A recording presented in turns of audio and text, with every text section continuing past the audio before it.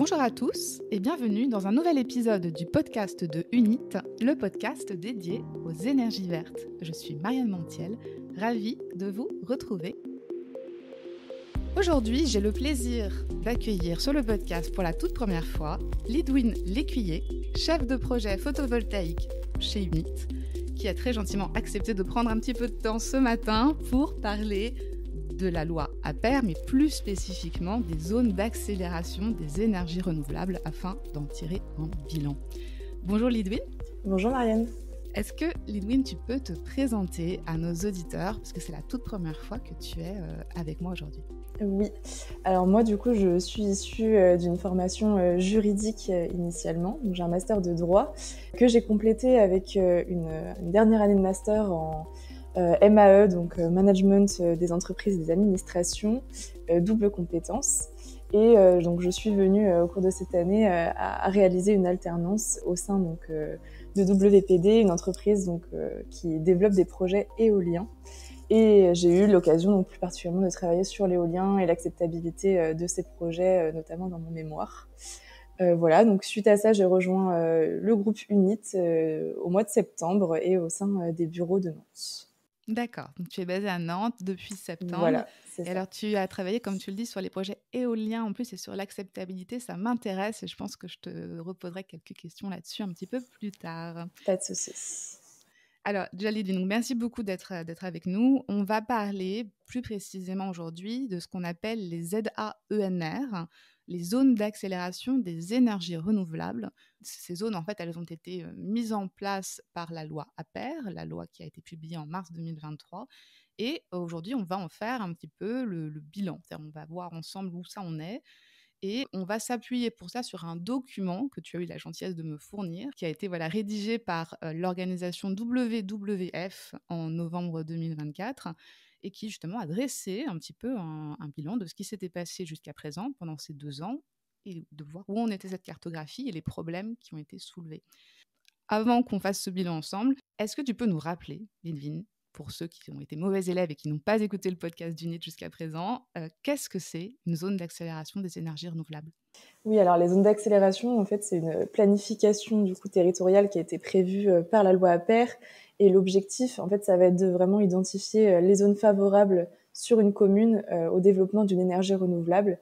Et donc, ça vient englober toutes les énergies renouvelables des plus connues, comme le photovoltaïque, l'éolien ou l'hydroélectricité, par exemple, aux moins connues, comme la géothermie, la biogaz, enfin voilà, toutes les énergies renouvelables. L'intérêt des zones, c'est quand elles sont censées, en tout cas, faire bénéficier ceux qui les utilisent d'avantages tels que une réduction des délais administratifs, une simplification des démarches, enfin des bonus financiers. Et donc, c'est une tâche qui a été confiée aux mairies, qui doivent également concerter les habitants de la commune pour venir valider ces zones. Voilà, ça c'était l'idée initialement, et donc l'idée c'était surtout de mettre finalement les maires au centre de la planification du développement des énergies renouvelables. Il me semble que à l'époque de la loi APER, au moment des délibérations, on avait parlé d'ailleurs de la possibilité de donner aux maires un veto sur l'implantation de projets ENR sur leur commune. Est-ce que ces zones, finalement, c'était un petit peu une concession ou un compromis à ce fameux veto? Oui, c'est ça finalement, l'idée c'est qu'ils puissent se positionner et faire remonter également des zones d'exclusion. Enfin, on y reviendra, mais voilà, c'est un mécanisme qui pour l'instant n'est pas encore effectif. N'est pas encore en place. Alors, concrètement, comment ça devait se passer finalement? Donc, on a donné cette tâche aux mairies. Comment ça devait fonctionner en fait? Comment est-ce qu'elles pouvaient mettre en place cette cartographie? Donc au départ, on a une désignation de référents dans chaque préfecture qui doivent coordonner l'instruction des zones et à la fois offrir, si possible, un soutien technique aux collectivités ou aux élus qui le demandent. Les maires, eux, ont la tâche de faire remonter ces zones et de les transmettre ensuite aux référents préfectoraux qui vont les transférer au CRE. Et les CRE doivent émettre un avis sur la suffisance ou non de ces zones d'accélération, au regard normalement des objectifs définis dans chaque PPE. Et donc, à la suite de ça, la préfecture doit réaliser et finaliser la cartographie définitive de ces zones d'accélération. Alors, Lidwin, on va peut-être juste préciser pour pas qu'il y ait de confusion. Là, tu nous parles donc de ce que tu appelles les CRE. Ce sont les comités régionaux de l'énergie CRE, je crois. Je me demande d'ailleurs s'il ne faut pas plutôt prononcer CRE, mais en tout cas, voilà, c'est CRE et il faut évidemment les distinguer de ce qu'on appelle la CRE au féminin, Commission de régulation de l'énergie, dont on parle beaucoup sur le podcast et qui fixe notamment les tarifs d'achat et les primes liées à l'électricité. Mais voilà, faut bien distinguer les deux. Là, c'est vraiment CRE au masculin, comité régional de l'énergie, ici au pluriel, comité régionaux de l'énergie. C'est ça, hein? Tout à fait. Super, pour qu'il y ait pas de confusion. Donc la mairie proposait des zones, ensuite il y avait donc les référents préfectoraux, et ensuite ça passait au niveau des creux pour statuer ou non. D'accord. Tout à fait. Et alors, si par hasard, dans le cadre de ce process-là, si un projet UNR était proposé en dehors des zones d'accélération, comment ça devait fonctionner? Oui, justement, c'est toujours l'idée, c'est toujours de pouvoir donner un pouvoir aux mairies, même si le projet est en dehors d'une zone d'accélération. Donc, un projet qui se situe en dehors d'une zone d'accélération, lui, devra faire l'objet d'un comité de projet. On va réunir tous les élus des communes concernées et des communes aux alentours qui vont donner leur avis. Enfin voilà, après, c'est purement consultatif, mais c'est une obligation pour tous les projets qui sont en dehors de ces zones d'accélération. À l'époque, déjà, je me souviens que cette mesure de zone d'accélération des énergies renouvelables, elle avait suscité quand même pas mal de critiques, en tout cas un certain scepticisme de la part des développeurs de projets. Xavier Perminja, qui est directeur d'activité photovoltaïque chez Unit, d'ailleurs, était intervenu sur ce podcast il y a 2 ans pour expliquer que selon lui, ça allait plutôt ralentir qu'autre chose. Est-ce que la réalité lui donne raison? Et c'est vrai qu'à l'époque, déjà, tout le monde avait un peu émis des réserves sur la manière dont ça pouvait fonctionner. Et effectivement, c'est vrai que bon, ça fonctionne. Il y a des difficultés dans le fonctionnement de ces zones d'accélération. Donc, effectivement, je ne sais pas si on peut dire que ça retarde totalement, mais bon, je ne sais pas si on peut vraiment parler d'accélération en tout cas. D'accord. 2 ans après la loi Appert, quel est le constat qu'on peut tirer? Oui, alors la date initialement prévue, c'était le 31 décembre 2023. Et à cette date, il y avait à peine 10% des communes qui avaient répondu. Donc ensuite, on a repoussé une première fois l'échéance. Finalement, il y avait à peine plus de communes qui ont répondu. On est en 2025 et pour l'instant, toutes les mairies n'ont pas rendu leur zone. En novembre 2024, on avait un tiers des communes Qui qui ont avait fait identifié le des zones. travail. Donc 2 ans plus tard, on est sur, peut-être un peu plus d'un tiers des communes qui ont fini cette cartographie. Quels sont les problèmes que les élus, que les communes ont rencontrés? Alors les communes, elles ont rencontré plusieurs problèmes. Il y a déjà un souci au niveau de la plateforme qui permet d'identifier ces zones. C'est un portail cartographique qui a été élaboré par le CEREMA et l'IGN, alors qui n'est pas forcément très intuitif. En tout cas, les élus n'ont pas forcément toutes les cartes en main pour bien comprendre les enjeux derrière ces zones. Donc c'est un portail, en fait, en ligne, c'est ça? Sur lequel elles doivent renseigner, les zones géographiques qui sont concernées, c'est ça? Oui, c'est ça, tout à fait. En fait, le portail fait un travail d'identification.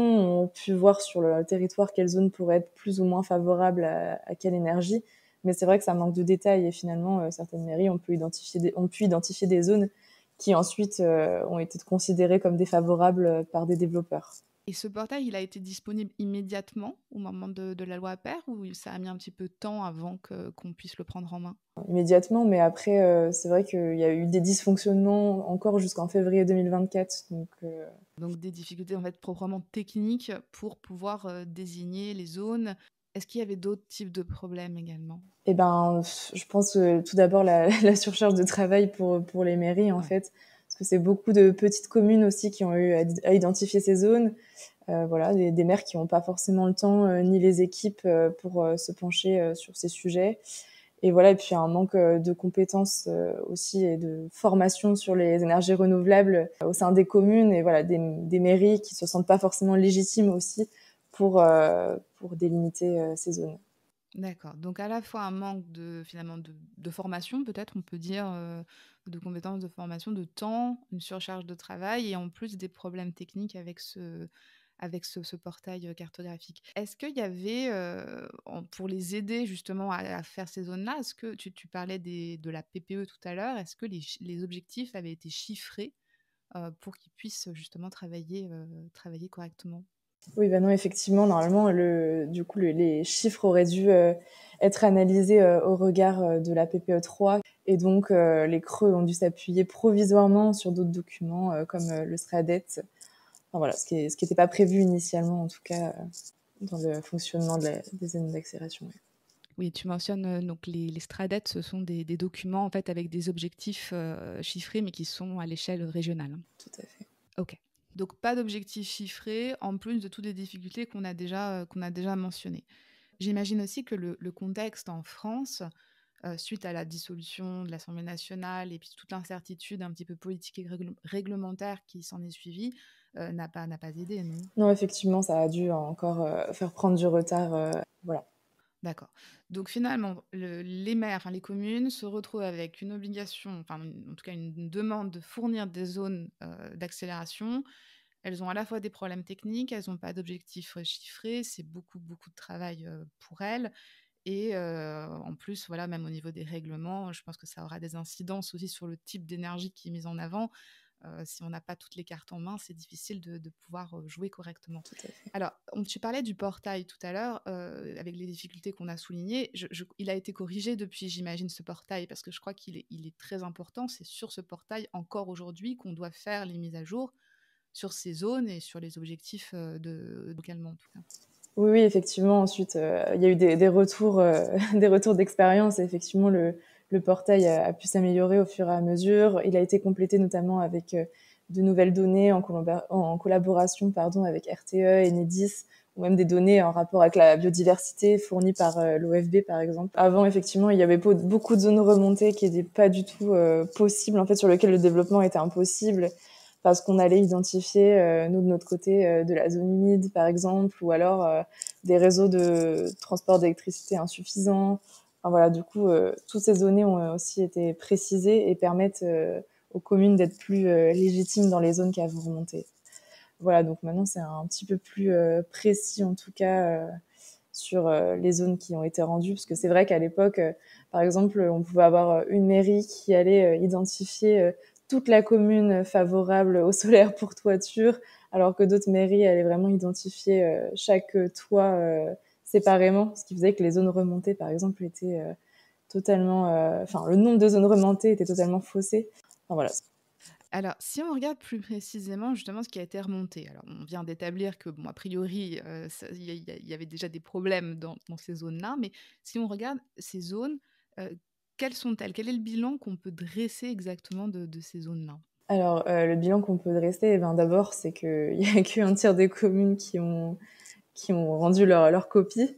Et puis surtout, en fait, quand on regarde la répartition des énergies, sans surprise, c'est les zones qui ont le plus d'acceptabilité qui ont été remontées en priorité. Voilà, la filière solaire est de loin la plus représentée par rapport à l'éolien notamment, voilà, qui représente moins de 2% des zones identifiées. Alors au niveau de la filière solaire, c'est pareil, hein, on vient bien distinguer le photovoltaïque sur toiture de l'agrivoltaïsme qui, lui, a été mis de côté pour des raisons notamment d'acceptabilité, alors que le photovoltaïque sur toiture a été la première forme d'énergie identifiée. Selon toi d'ailleurs, pourquoi est-ce que le photovoltaïque finalement a le meilleur consensus aujourd'hui? Est-ce que c'est parce que techniquement c'est la plus compréhensible? Est-ce que parce qu'on connaît bien les toitures? Enfin, Oui, je pense qu'il y a d'autres énergies qui ont été mises de côté tout simplement parce qu'elles sont moins connues, moins maîtrisées aussi que le photovoltaïque. Quand on parle photovoltaïque, on parle surtout du développement en toiture. Enfin, en tout cas, c'est ce que, on va dire, les habitants et les élus connaissent le mieux. Après, c'est vrai que c'est effectivement une énergie sur laquelle on a du recul. D'ailleurs, il y a beaucoup de gens qui ont déjà du photovoltaïque chez eux. Mais c'est vrai que certains, notamment je pense en agrivoltaïsme, on a peu de parcs construits. Donc, je pense qu'aussi certains ont un peu de mal à se figurer vraiment de ce que ça représente. Contrairement à l'éolien, par exemple, qui est beaucoup plus connu, voilà, dont on connaît les impacts, que ce soit visuels ou, par exemple, voilà, en termes de bruit, d'ombrage. Mais c'est vrai que le photovoltaïque, c'est beaucoup plus abstrait. Donc, finalement, je pense que ça peut aussi faciliter les choses pour l'acceptabilité. Et puis, à la fois, bah, c'est vrai que par rapport à des projets éoliens, on est quand même sur des projets qui sont moins visibles, en tout cas, voilà, sur un grand périmètre, c'est moins visible, moins de soucis de bruit, effectivement. Voilà. Et tu nous dis donc moins de 2% des zones remontées, c'était de l'éolien. C'est ça. Toi qui as travaillé justement sur l'éolien, sur l'acceptabilité des projets éoliens, qu'est-ce que ça t'inspire ce chiffre? C'est pas très étonnant parce que sur le terrain, on se rend bien compte qu'effectivement, l'éolien crée pas mal de crispations locales, ça c'est sûr. Déjà parce que Mmh. c'est une énergie sur laquelle effectivement on a plus de recul. Il y a beaucoup de parcs qui sont actuellement en service. Les communes ont aussi, certaines ont de mauvaises expériences avec l'éolien, d'autres ont des réticences. Surtout, enfin, je pense que c'est le premier argument qui revient, c'est l'argument paysager sur l'éolien. Voilà, donc effectivement, il y a pas mal d'associations, de pétitions locales, et donc les mairies, voilà, au risque de froisser la population, veulent plus, enfin, en tout cas difficilement s'engager sur des projets éoliens. Est-ce que c'est que l'éolien ou est-ce qu'il y a d'autres énergies également qui sont représentées? Sur ce qu'on disait, des énergies moins connues, le biométhane, le solaire thermique aussi, le bois Ouais. aussi également, ouais. Le bois énergie, d'accord. Donc le solaire finalement, bon ça devrait être, on devrait être content chez Unit, hein, mais c'est le solaire est le grand gagnant. C'est pas représentatif de tout ce qu'on pourrait faire, de toute la potentialité, des territoires. Ouais, c'est-à-dire que c'est vrai que le solaire sur toiture, ça reste en fait insuffisant au regard des objectifs. Donc effectivement, les mairies vont avoir beaucoup moins tendance à identifier des projets en agrivoltaïsme, par exemple. Ça va être surtout toiture ou parking, par exemple, sur des zones déjà urbanisées. Mais effectivement, on peut se demander si ces zones remontées suffiront à atteindre les objectifs. Lidwin, j'ai une question qui va être peut-être un petit peu polémique, mais est-ce que finalement tout ce travail qui a été fait depuis 2 ans, ces zones d'accélération, est-ce qu'elles servent à quelque chose? Oui et non. Soyons, diplomates. C'est-à-dire que je pense que ça a permis d'impliquer les élus dans le choix des énergies qui devraient être développées sur leur territoire. Ça a permis aussi pour les élus de venir poser la question à la population. Certains ne l'avaient pas forcément fait, donc voilà, au moins on sait que des fois quand on arrive en mairie, ils vont nous dire bon bah nous on a déjà identifié nos zones, on a déjà questionné, la population est d'accord, pas d'accord. À la fois c'est vraiment dommage puisque en fait les élus, certains élus ont du mal à voir l'intérêt, donc ce qui justifie aussi qu'ils se penchent pas forcément sur ces zones, puisque finalement les développeurs sont libres de proposer des projets en dehors de ces zones, et que finalement, ben, les avantages de rester dans le cadre de ces zones d'accélération sont pas du tout clairs. Puis certains élus, en fait, ont clairement d'autres priorités, donc Priorité, éventuellement même pas de foncier, parfois qui soit disponible, hein, ça dépend. ouais, les territoires sont très inégaux, et pour l'instant, c'est vrai que les objectifs sont assez globaux, mais peut-être que ça manque de cohérence en local, en tout cas. Donc finalement, si je résume un petit peu tout ce qu'on vient de dire, c'est que ces zones, elles ont eu un impact positif dans le sens qu'elles ont impliqué les élus dans la planification énergétique. Mais par contre, finalement, aujourd'hui, elles sont plus un témoin d'acceptabilité qu'autre C'est chose. ça. Puisqu'il n'y a pas de garantie que ce soit rentable, que ce soit économiquement viable, techniquement faisable, etc. Donc, Tout à fait. et alors, on entend beaucoup justement les élus pas se plaindre, mais en tout cas expliquer qu'ils sont sollicités très fréquemment par des développeurs au quotidien pour justement implanter de nouveaux projets sur les communes. Est-ce que, ben, on parlait de l'implication grandissante des élus dans cette planification, finalement, ça leur a peut-être aussi donné des armes, ou en tout cas une meilleure connaissance pour répondre aux sollicitations, non? Bah oui, effectivement, s'ils se sont un peu penchés sur les zones et s'ils ont utilisé le portail, et déjà ils connaissent mieux aussi leur territoire, quels enjeux potentiellement il peut y avoir sur telle ou telle zone. Et puis, bah, comme je disais, quand un développeur arrive avec un projet, bah, ils ont déjà consulté la population, ils se sont déjà, eux, réunis souvent au niveau du conseil. Le maire, en tout cas, connaît déjà la position à la fois de ses administrés et à la fois du conseil sur la question. Donc, ça permet aussi pour eux de savoir comment réagir quand un développeur présente un projet, en tout cas.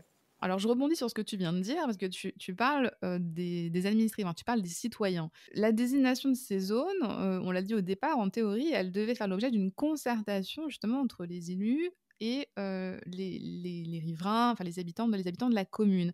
Et je cite le texte de la loi APER, c'était les modalités étaient laissées en fait enfin, les communes avaient le choix des modalités pour présenter le problème et puis ensuite éventuellement mener cette concertation. Est-ce qu'elles ont joué le jeu? Est-ce que ces zones reflètent aujourd'hui vraiment la volonté en tout cas la vie des citoyens? Je pense que c'est très variable. Certaines communes, d'ailleurs, je pense que c'est très lié en fait avec les moyens de chacun. Certaines ont pris le temps de venir consulter la population, faire une vraie concertation, si on peut dire. Et d'autres se sont vraiment contentées de publier un article sur leur site ou de mettre des documents à disposition en mairie. Mais voilà, la limite, c'est que forcément, tous les administrés vont pas prendre le temps de se déplacer en mairie, surtout sur des sujets comme ça qui parfois peuvent leur sembler un peu flous. Donc voilà, la communication était plus ou moins égale d'une mairie à une autre. Mais voilà, donc, souvent c'est vrai que c'était pas forcément suffisant. Et c'est d'autant plus regrettable qu'on parlait d'acceptabilité, justement peut-être aussi d'avoir une meilleure connaissance et une meilleure implication sur ces projets-là donne des arguments supplémentaires à l'acceptabilité des projets, non? Bah oui, effectivement, ça aurait été intéressant vraiment de laisser la population, en tout cas dans chaque, à chaque travail fait sur les zones ENR, de laisser vraiment la population s'exprimer sur le choix de leur zone, les laisser participer. C'est quelque chose en fait qui permet effectivement de donner ensuite une vraie légitimité aux projets qui seront développés sur ces zones-là. Et pour les développeurs, c'est important. Toi qui as travaillé sur l'acceptabilité justement, est-ce que tu voudrais nous en dire un petit peu plus sur les problématiques qui sont en jeu? L'acceptabilité, déjà, c'est vrai que c'est un peu flou pour certains, mais en fait, on parle juste de l'admission d'un usage, de pratique, de construction d'infrastructures par un groupe social. Souvent, on associe à ce principe d'acceptabilité la concept de concertation. L'idée, c'est d'impliquer toutes les communautés locales à travers une concertation, une participation, pour donc renforcer leur engagement, l'adhésion à un projet.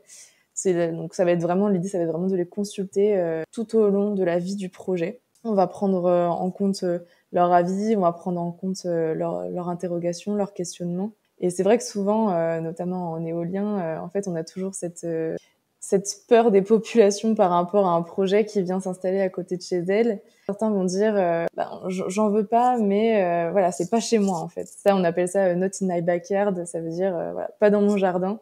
Donc ils sont pas forcément tous opposés à la technologie, mais c'est vrai que quand il s'agit d'avoir ce type de construction à côté de chez soi, on a souvent des réactions. Donc voilà, l'idée c'est que pour les mairies, pour les développeurs, même pour l'État, c'est de vraiment réussir à mener une concertation, une participation qui soit efficace pour que les personnes en fait adhèrent au projet, en tout cas que le projet leur appartienne un peu plus et qu'elles finissent par l'accepter. Est-ce que le fait aussi d'avoir éventuellement des objectifs définis, enfin en tout cas des limites, ce qui était peut-être un peu l'idée aussi des zones à la base, ça permet également ça favorise l'acceptabilité des projets. C'est-à-dire que si on sait que oui, il y a un projet MNR qui se développe, mais que finalement il n'y en aura pas d'autres, ou que ça va être contrôlé, enfin et que l'expansion va être contrôlée, limitée, que ça aide aussi pour l'acceptabilité? Je pense oui totalement parce que c'est vrai que souvent les mairies quand quand elles disent oui à un projet, elles ont peur que ce soit finalement la porte La boîte de ouverte Pandore, à ouais. d'autres projets, mais même de d'autres énergies diverses sur leur commune. Donc effectivement, le fait de se dire, parfois certaines le voient comme ça. Hein, j'ai fait mon travail, j'ai un projet, voilà, maintenant j'ai fait ma part. Donc effectivement, je pense qu'avoir des objectifs chiffrés, ça permet aux élus de se poser la question et puis ensuite de savoir comment réagir quand il y a un nouveau projet sur la commune. D'accord.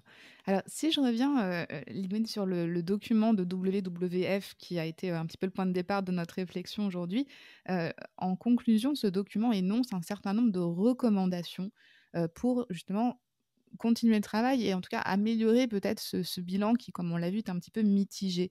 Alors, on va évidemment pas revenir sur toutes ces recommandations, hein, mais est-ce qu'il y en a quelques-unes qui, selon toi, sont importantes et sur lesquelles tu voudrais revenir? Oui, du coup, c'est ce qu'on disait, c'est quand on parle des zones d'accélération, la première faiblesse qu'on peut identifier, c'est le manque de moyens des communes qui sont souvent surchargées, dépassées, qui n'ont pas les connaissances. Alors qu'à l'inverse, souvent les intercommunalités, les Comcom, ont justement ces moyens en interne. Elles ont des moyens suffisants, en tout cas, pour pouvoir faire ce travail. Et puis surtout, c'est vrai qu'elles ont un regard beaucoup plus large sur le territoire. Et ça permet finalement peut-être de favoriser un développement qui soit plus harmonieux et plus égal entre les communes, puisque finalement, sur une intercommunalité, on peut imaginer une commune qui va identifier un grand nombre de zones, tandis qu'une autre va restreindre les ZAENR à une zone en toiture sur un bâtiment public. Donc là, le fait d'avoir ce travail fait par les intercommunalités avec les mairies peut permettre aussi peut-être d'avoir un développement plus harmonieux des projets d'énergie renouvelable. Parce qu'en fait, ces intercommunalités, elles ont travaillé en fait avec les communes, même si elles ne devaient pas initialement être au cœur du projet. Elles ont pris un petit peu les choses en main. Oui, souvent elles ont accompagné en tout cas les communes qui se sentaient parfois un peu démunies par rapport à ce travail. Donc effectivement, oui, elles ont pu aider les communes à identifier ces zones. Mais c'est vrai que leur donner un vrai pouvoir officiel, ça pourrait être vraiment intéressant, je pense. Une autre recommandation majeure, c'est effectivement de venir préciser l'intérêt de ces zones d'accélération, tant pour les mairies d'ailleurs que pour les développeurs finalement, parce que c'est vrai que aujourd'hui les mairies n'y voient pas forcément d'intérêt puisque les zones d'exclusion ne sont pas encore applicables. Certains aussi trouvent que voilà un projet n'apporte pas assez à la commune, donc effectivement vont pas se pencher sur le sujet. Pour les développeurs, c'est vrai que c'est identique. Voilà, certains ont du mal à voir l'intérêt puisque finalement on n'a pas de bonus. Alors ces fameux bonus, d'ailleurs, c'était censé être au moment des appels d'offres de la Creux, justement pour obtenir des tarifs. Il devait y avoir des facilités, Oui, c'est ça, des tarifs plus avantageux pour les développeurs s'ils développaient un projet dans les zones, en fait. Et ça n'a pas été précisé.